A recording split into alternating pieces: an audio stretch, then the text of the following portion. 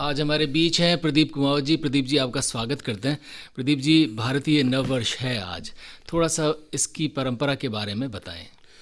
पहले तो सभी सुनने वालों को मैं चैत्र शुक्ला एकम के इस अवसर पर नव संवत्सर की हार्दिक शुभकामनाएं देता हूँ। हमारा भारतीय नववर्ष, जिसे हम कहें, हमारी सारी जीवन का आधार यही है। लेकिन हम क्या दोहरा जीवन जी रहे हैं। दुर्भाग्य से हम अंग्रेजी तारीखों को सोचते हैं कि वही कैलेंडर है, लेकिन हमारे रोज़मर्रा के जीवन में रामनवमी है, महावीर जयंती है, दीपावली है, होली है, व्रत है, उपवास है, नामकरण संस्कार हैं, ये सभी उसका आधार हमारा विक्रम संवत है। तो मैं पहले तो सभी को नव संवत्सर की शुभकामनाएं देता हूँ। बाकी आगे अपन आपके माध्यम से और चर्चा करेंगे। पहली बात जो इसमें मैं श्रोताओं को बताना चाहता हूँ कि महाराजा विक्रमादित्य ने कोई 2000 और कुछ वर्ष मान लें, इसमें 2078 मान लें, वर्ष पूर्व, ईसा पूर्व, पूरे भारतवर्ष के सभी 95 शासकों को जो दास्ता से थे उनको मुक्त कराकर पूरे भारतवर्ष में एक भी व्यक्ति ऋणी नहीं रहा, मतलब किसी के ऊपर कर्जा नहीं था। वो कर्जे से मुक्त कराने के बाद उस संवत को, जो कृष्ण संवत के नाम से जाना जाता था, उसको विक्रमादित्य को सम्मान देने के लिए विक्रम संवत के रूप में सम्मानित किया गया। प्रदीप जी, हमारे यहाँ पर भारत सरकार ने जब भी हमारा संविधान बना और कई चीज़ों का निर्धारण हुआ, उसमें शक संवत को सम्मान दिया गया है। तो बताएं, शक संवत और विक्रम संवत में क्या विरोधाभास है? कि शक संवत, हूण संवत और कृत संवत, जो जितने भी संवत हैं, इनमें आपस में कोई विरोधाभास नहीं है। शक संवत को चूँकि सारे उस समय के जो ग्रंथ थे उनमें शक संवत का उल्लेख होता है, लेकिन काल गणना का जो आधार है, यानी जो इसको ज्योतिषीय आधार पर देखें तो जो ये चक्र है हमारी राशियों का, इन 12 राशियों में से मेष राशि प्रथम है, और सूर्य जब मेष राशि में प्रवेश करता है उस दिन से हमारा वर्ष प्रतिपदा का जो काल गणना का जो सारा गणित है वो प्रारंभ होता है। तो ज्योतिष शास्त्र और जितने भी लोग थे, भले शक संवत उस कैलकुलेशन के हिसाब से भले ही मान लिए गए, लेकिन उसका आधार विक्रम संवत ही। जैसे गुजरात में दीपावली से नया साल मानते हैं, लेकिन उसका काल गणना का जो आधार है वो विक्रम संवत है। इसलिए कोई किसी प्रकार का विरोधाभास नहीं है। हाँ, ये ज़रूर है कि मैं चाहूँगा कि चूँकि अब जो कैलकुलेशन, जितने भी पंचांगों के कैलकुलेशन होते हैं, जितने बाज़ार में उपलब्ध हैं, वो एक भी जना शक संवत को इस्तेमाल नहीं करता है, वो विक्रम संवत को ही करता है। तो हमने एक मांग भी रखी कि विक्रम संवत को भी राष्ट्रीय संवत के उसमें जोड़ा जाना चाहिए। प्रदीप जी, हमारे यहाँ पर कुछ चीज़ें परंपरागत रूप से हमारे संवत से जुड़ी हुई, तिथियों से जुड़ी हुई लोगों को परेशान करती हैं। जैसे एक ही तिथि का 2 बार आना, या कोई मास आ जाना, कई चीज़ें 1 महीना एक्स्ट्रा जुड़ जाता है, कम हो जाता है। ये सारी चीज़ें, इन्हें कई लोग, दूसरे लोग अवैज्ञानिक भी मानते हैं। तो ये संवत और तिथियों के साथ जुड़ी हुई ये परेशानी, इसका क्या कारण है और क्या इसका कोई वैज्ञानिक निवारण हो सकता है? मैं बताऊं कि जो लोग पढ़ते नहीं हैं या जिनको जानकारी नहीं है, वही इस तरह की बात करते हैं। अंग्रेजी ईस्वी संवत में भी कैलकुलेशन की जब मिस्टेक हुई तो एक बार उनको 6 महीने आगे बढ़ाना पड़ा, घड़ियों को बदलना पड़ा।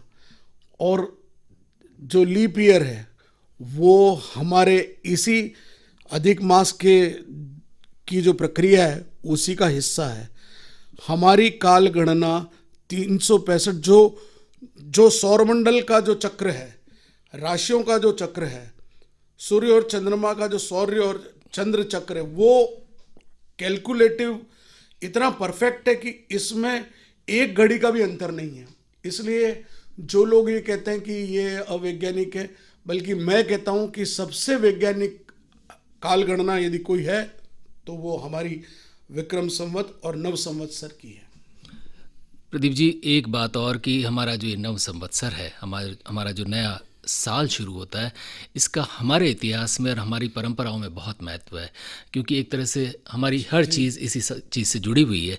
बताएं कि ये सारी चीज़ें हमारे इतिहास में, ख़ास तौर पर मेवाड़ के इतिहास में कहाँ कहाँ मिलती हैं, और ये धीरे धीरे जब से हमारा ईसवी कैलेंडर आया है तो ये परंपराएं कुछ क्षीण हुई हैं। वैसे मेवाड़ के इतिहास को भी उठा के देखें तो मेवाड़ में भी जो नया पंचांग है वो चैत्र शुक्ला एकम के दिन ही जारी होता है, और उसी दिन पंचांग जारी करने वक्त महाराणा एक उत्सव भी मनाते थे, और उसके बाद जो तृतीया आती है उस पर घनघोर उत्सव होता है। तो ये 5 दिवसीय एक तरह से पूरा उत्सव का आयोजन मेवाड़ में होता रहा है। महाराणाओं को ज्योतिष के हिसाब से कि बारिश कैसी होगी, आगे आने वाला वर्ष कैसा होगा, तो वो सारा वाचन भी चैत्र शुक्ला एकम के दिन होता था। पुरोहित आकर बैठते थे और उनको सिरोपाव बोलते हैं, जो पगड़ी और पहनने के जो साधन, जो भी कपड़े या सिर से पांव तक की सारी जिसको बोलते चीज़ें हैं, जी, वो सब भी सिरोपाव भी उस दिन प्रदान किया जाता था। तो मेवाड़ में तो ये परंपरा गाँवों में आज भी मौजूद है, और लोग नीम, काली मिर्च और मिश्री इसका प्रसाद ग्रहण करते हैं, और गाँव में लपसी, गुड़ की लपसी बनाई जाती है, क्योंकि ये एक नव कौंपले जो फूटती है। आप देखिए प्रकृति भी नव वर्ष को कैसे स्वागत करती है। 31 दिसंबर को क्या होता है सबको पता, मैं उस पर विरोध नहीं करना चाहता, उनका अपना सिस्टम है, लेकिन हमारे जब नई कौंपले खिल रही है, नीम में नई नई कौंपले आ रही हैं, तो उनको, उन कौंपलों को स्वीकार करना, यानी कि जीवन में तीनों रस हैं।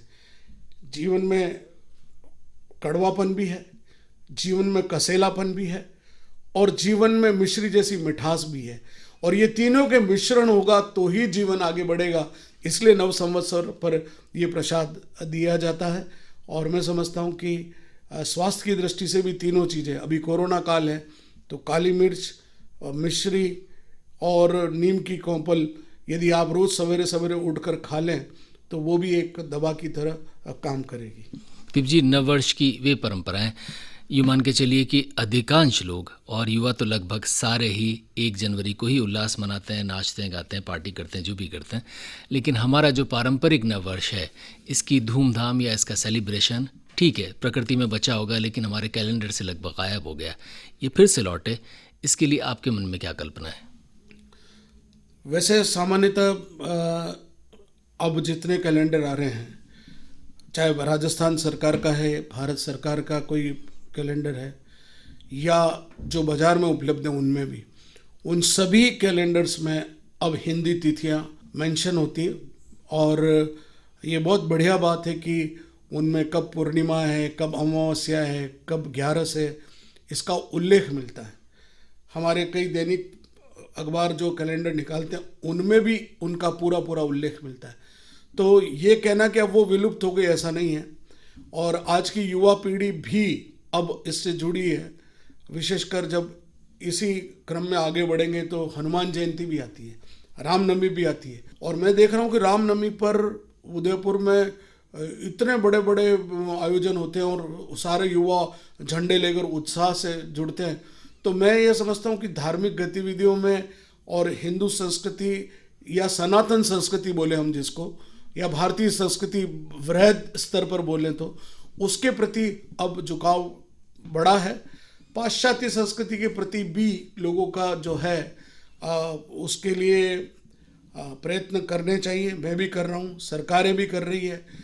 एक बड़ा काम जो हुआ है इसमें लालेश जी, वो ये कि जो बैंक में चेक दिया जाता है उसमें भी भारत सरकार ने इन तिथियों को मान्य किया है।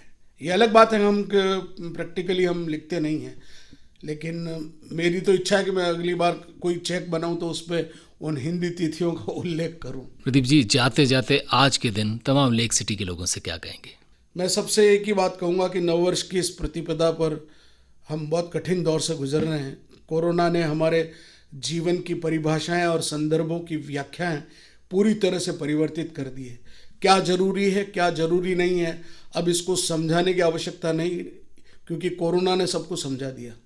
कोरोना ने इतनी चुनौतीपूर्ण तरीके से लोगों को हिला के रख दिया है कि वो अब दो काम करने से पहले सोचता है कि ये गैर जरूरी है तो नहीं है, ताकि दो पैसे बचा लूँ तो कभी कहीं लॉकडाउन जैसी स्थिति बने तो मैं अपने जीवन में खाने पीने और स्वस्थ रहने की व्यवस्था तो कर सकूँ।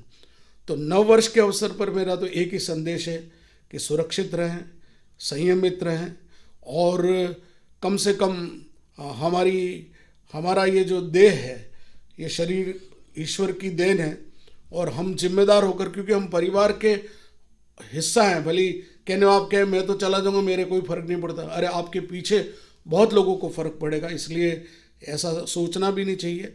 मैं नव वर्ष पर पूरे भारतवर्ष नहीं, संपूर्ण विश्व की वसुधैव कुटुंबकम सर्वे भवन्तु सुखिनः सर्वे सन्तु निरामया, हम उसी वैदिक कल्पना को लेकर, उसी वैदिक ऋचाओं को लेकर हम आज भी चलते हैं। मैं समस्त मानव जाति के कल्याण के लिए कामना करता हूँ और उदयपुर वासियों के लिए कि ये बहुत आगे बढ़े, यहाँ का पर्यटन खूब फले फूले, वापस पुराने दिन लौट आए और हम नॉर्मल ज़िंदगी जी सकें। नव संवत्सर की हार्दिक शुभकामनाएं। जाते जाते इस संवत्सर का नाम राक्षस संवत है और ये मंगलवार को हो रहा है, तो कुछ लोग कह रहे हैं मंगल दंगल कराएगा, मैं कह रहा हूँ मंगल सब मंगल ही कराएगा, तो वो मंगल होता रहे। इन्हीं शुभकामनाओं के साथ नव संवत्सर की बहुत शुभकामनाएं, बधाइयाँ। प्रदीप कुमार जी, आपके साथ साथ तमाम श्रोताओं को और लेक सिटी के तमाम लोगों को नव संवत्सर शुभ हो।